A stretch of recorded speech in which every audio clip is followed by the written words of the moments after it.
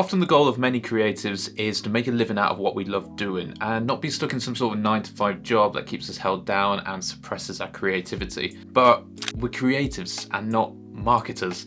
So we can produce the best stuff out there, but ultimately, unless we know how to sell or how to market ourselves, we can struggle with just getting started. This video will hopefully just give you a bit of a springboard to get started and building your business with your creative skills, whether that's with photography, art and design, music, whatever the skill you have.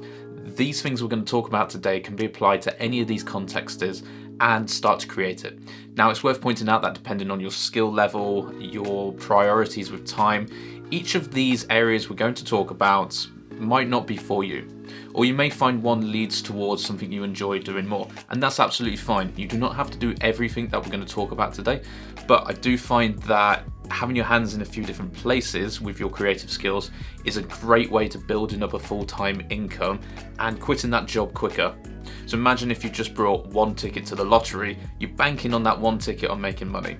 Whereas actually, if you brought a few tickets and one of them scores big, the other one not as much, you've already done the legwork and you know what area is going to work for you, and then you can double down on that.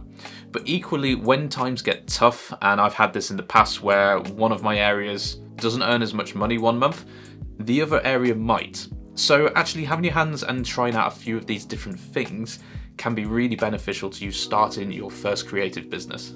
So why $3,000 a month in the title for this? Because it's a good benchmark that if you earn that monthly, you can make a good living and survive without needing to split your time with another job. Now again, ultimately everyone's got a slightly different lifestyle, but for me this was my personal goal to get to, so I knew I could cover all my bills but also have a bit of a safety net income. I'd never recommend just quitting your job outright unless you're really brave and want that bit of time pressure against you.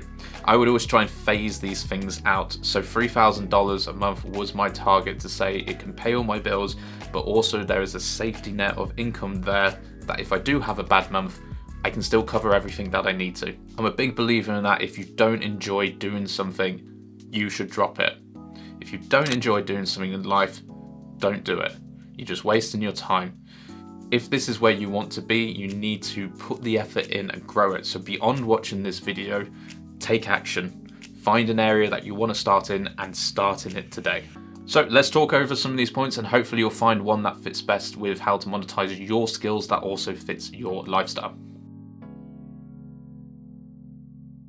The first and obvious one is to sell your work.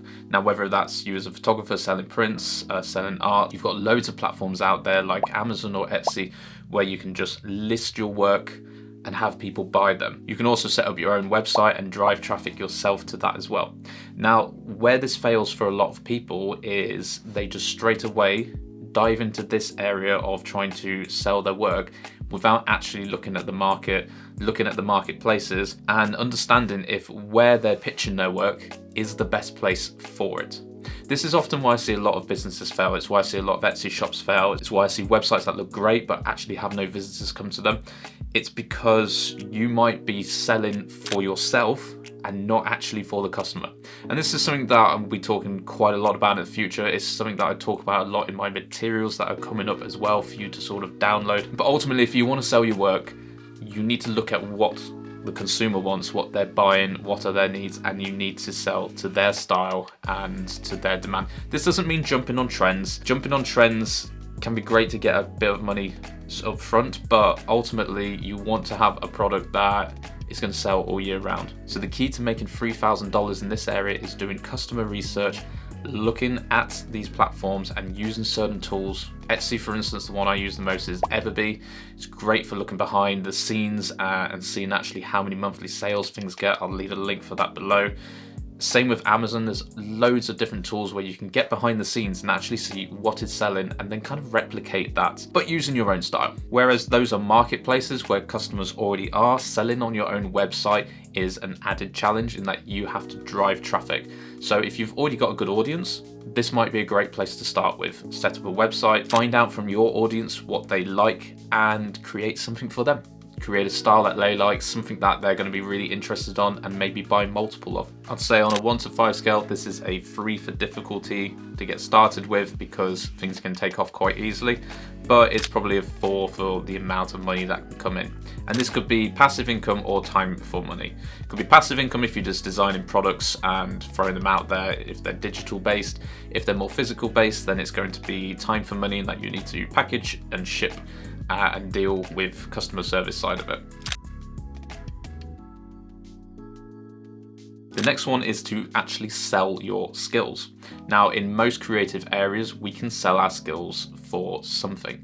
In photography, we can sell our skills to do real estate, to do wedding photography. We're selling a service. In music, you can also sell a service in that you are selling yourself maybe as a musician to do covers. There is in any creative skill a way that you can sell yourself as a service to basically build clients. And this is one that I always recommend having, no matter whichever one you dabble in. Having a client based is a way you can quickly get up to the $3,000 mark a month because you can charge quite high for your skills. But also, if you land yourself with the right clients, you can have these clients ongoing. So think to yourself, with your creative skills, how can you create a client-based business? But beyond that, how can you create a client-based business where you have regular work month to month? Again, for photography, this may be partnering with local businesses to begin with, doing some free stuff, and then producing social media content ongoing for them monthly. This means you've constantly got work going, even when other areas of your creative business dip, you've still got clients you can work with. Doing more one-off events like weddings, for example, and being involved there is a bit more demanding. It requires more marketing, but again, the payoff and reward for that is higher. So like with everything you can see here, the more difficult something is, potentially the more money you can get out of it. Now, this is more difficult to get started in, and you're most likely going to want to have your own website and most likely going to want to try and run some Google Ads, or get in with local community groups is a great way to start out. Stay within your current geographical location, build up a portfolio, build up a reputation, and then sprout out into bigger brands and businesses. Word of mouth is ultimately going to be the thing to generate more clients for you here, and that only comes from doing the work. And when you're selling your skills, it very much is a fake it till you make it type of thing. Getting started is very difficult because you might have no portfolio, a limited portfolio, and no reputation.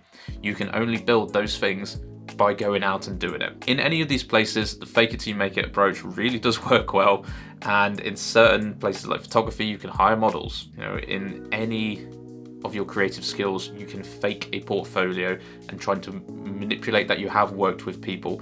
It's just to get you in with that first client, and then do a great job on that first client. Your reputation has been built and you're going to start snowballing out from that and be able to build a business. But certainly for difficulty rating, I would say this is a 5, really hard to get started.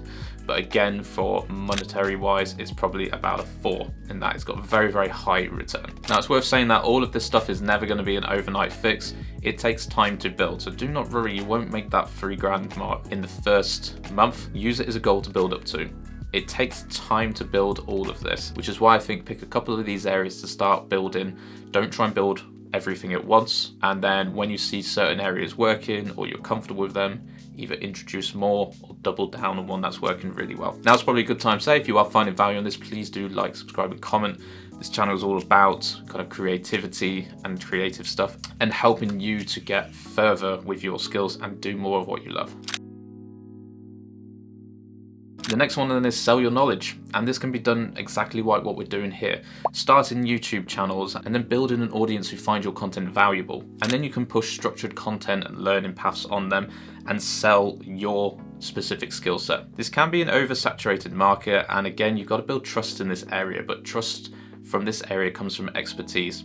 In doing stuff like this, having YouTube channels, you can show your expertise and build that trust with somebody before they actually go and buy anything from you. So they actually already have an expectation of what to get. Beyond this, work out how can you package your skills in more of a niche way, but also a broad sense. So from a music point of view, I sell ebooks and actual physical books through the Amazon KDP, and they are all split up into different topics. So rather than just one on guitar and one on piano, they're split into loads of different topics that target niche groups of guitarists or niche groups of piano players. You can also go down the route of selling courses, but also think about one-to-one coaching services. And this may be something that, again, start local with. Community groups are a great place to put up ads to teach people, or community centres where you can run a workshop, and then from that workshop I find you'll have people who want to carry on a one-to-one basis. So straight away, to earn your $3,000, you can rent a community space, market and put together a workshop course where people come and they attend, and then off the back of that, trying to get regular clients that will make that $3K a month mark. You can then, with your clients, market your own materials to them and get them to buy your books, buy your courses, and all of that. Now, depending on the route you go down, if you just go down the digital route, this is very passive income and can return a lot of money. If you go down the client route, again, you can charge quite a lot for your hourly rates, but it's more of a time for hire. So it depends what fits in with your lifestyle. But for difficulty wise, this is probably a 3 out of 5. And for money wise, again, I would say that this is a 5 out of 5. Because you're selling stuff which is evergreen and digital, sky's the limit with what you could earn on it. The final one then is to sell your tools. Now, this might be good if you're an expert in your field but not quite comfortable in creating learning materials and teaching, because that is a skill in itself. However, if you're an expert in your field and you're creating styles that people like, you're using techniques that people like, package those together as tools, presets, templates, and sell those. Again, there are marketplaces you can sell these on, such as Creative Market, where you can actually license these things out for people and generate quite a good income from there. But you can also, similar to before, push this to your own website, run marketing via social media. You don't necessarily have to have YouTube channels for this, but things like TikTok and Instagram work well to show off your style and show off your expertise and push your presets, your templates, all of your tools on there. In order to make something that is really valuable, I would say this requires the most expertise in your skill set area, because you want to be confident the thing you're selling out to them is actually solving a need and solving a pain. So if you're stuck working out what tools you need to sell, again, browse the marketplace, look at other creators in your field, work out what are they currently selling, and try and find a gap. Try and improve on their product. Try and find a style that they've not hit yet, and then market that way yourself. Check out their accounts, look at comments, look at what people are saying about their products, look at what people are saying they need help with. That is what you're going to create for. Circling back around to the start of this video, if you want to make money in your creative skills, you can't be selfish to yourself, and you need to look at the people who are going to hand over their two most valuable resources, money and time. What are they going to hand that over for? They're going to hand it over for something that they either like or that is going to help them. Therefore, that is what you need to be creating. And that does require, in all of these areas, a bit of product research and understanding where your audience is sat and how are you going to reach them. That's the real challenge with all of this, and it's not going to happen overnight. From this video, I hope it's given you a few ideas there of how you can start your own creative business, and also consider which of these areas you're going to go into. Again, don't try and do everything at once. You're going to find it really hard to grow, but pick the ones on this list that resonated with you the most as you were watching the video, and just start today. Start doing your research, start making a plan, start making some monthly goals to build towards that 3K mark. And as you get up there, maybe instead of dropping your job completely, you make the choice to just drop to part-time hours, so you still got that safety net. There is some good research out there that suggests if you do just up and quit and you've got a month before you're financially in trouble, those sorts of targets can actually apply a lot of pressure and produce really good results. But it's not something that I would ever recommend doing. So in conclusion, really, like, starting a creative business, it is hard work, but it's more enjoyable, and the payoff is fantastic when you do finally start to see some success in what you're doing. Equally, you don't want to be doing too much at once, but also you don't want to have all your eggs in one basket, which means you don't want to just build up one thing, and then when something bad comes along, like 2020, that one thing disappears. And you want to have multiple income streams feeding in to that 3K goal and build up each of those areas. So again, hope this video has helped give you a few ideas. Please do like, subscribe, comment below what are the types of things you're looking to start and create. Comment below with your current businesses, where are you stuck at, and I'll see if I can help answer any of those questions for you. Thanks again, and I'll see you in the next one.